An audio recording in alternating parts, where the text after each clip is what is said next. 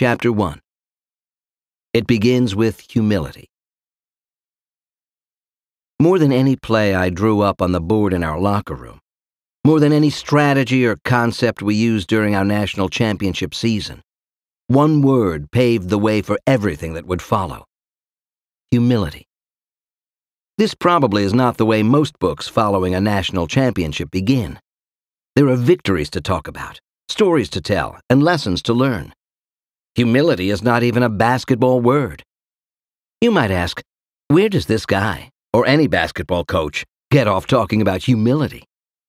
I agree that humility is scarce in the athletic world. Egos run rampant, as much on the sidelines as on the court. The egotistical coach, the arrogant athlete, they are stereotypes that too often ring true. Here at the outset of this book, you should understand that there are two ways to handle subjects as a coach or teacher. You can teach people or try to help them from showing them how you succeeded, or you can allow them to see and learn from your failures. The former is much more fun, but the latter often is more instructive. In this book, I not only will talk about successes and how they came about, but failures too, in the hope that both sides will be helpful for some, because we all come up short at some point. I was not the picture of humility for much of my career. That is one reason I want to talk about it first.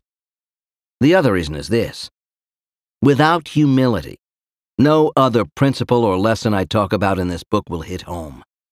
It is the key to everything that follows. When our players came back to campus before school started for the 2012-13 season, I knew there was a great danger of becoming complacent or resting on the success of having made the Final Four the previous April. When we got the team together, the theme of my first discussion and our first meeting was humility. It was the theme of my first speech to our fan base during our annual tip-off luncheon in October. And it was the last word I wrote on the board after every victory through our entire season, right through the NCAA championship game. For our team, humility was the key to staying focused and to keeping a winning mindset, as well as the key to accepting setbacks and turning them to positives. Most of our players embraced the lesson of humility, which is a remarkable thing for a group of young people. It was more than the key for our players. It was the key for me. The longer I live and the more I experience, the more I believe that humility is the quality essential for sustained success, and a lack of it is the major stumbling block for those who find success for a time then lose it. I'm not claiming to have perfected the trait, but I have learned its importance, and I'm learning to let it take root in my life and work. The lesson of humility comes to everyone eventually. Either you learn its value, or life drills it into you, and life can be a painful teacher. It is a lesson best learned before life makes you another case study. Let me give you an example. Myself. We all have our share of personal regrets. My greatest professional regret might surprise you. It wasn't leaving the University of Kentucky and walking into my first professional failure with the Boston Celtics. Failure is not final, and I always have said it is fertilizer for future success.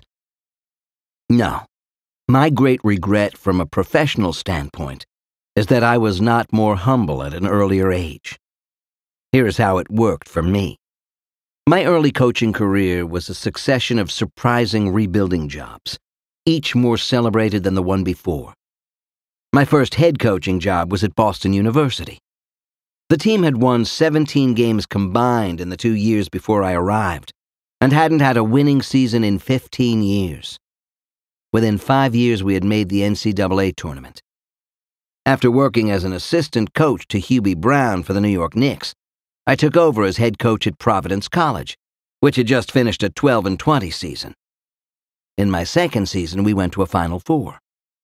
The next season, I had a dream job, head coach of the New York Knicks. For a kid who grew up just 8 blocks from Madison Square Garden at 26th Street, it was as much as I could ask for. They'd won just 24 games the year before. In my second season, we won the franchise's first Eastern Division championship in nearly 2 decades. From there, it was on to the Roman Empire of college basketball, the University of Kentucky. We took a program famously crippled by NCAA probation and were back in the Final Four in 4 years and won a national title in 6. Professionally, everything I touched seemed to be turning into gold.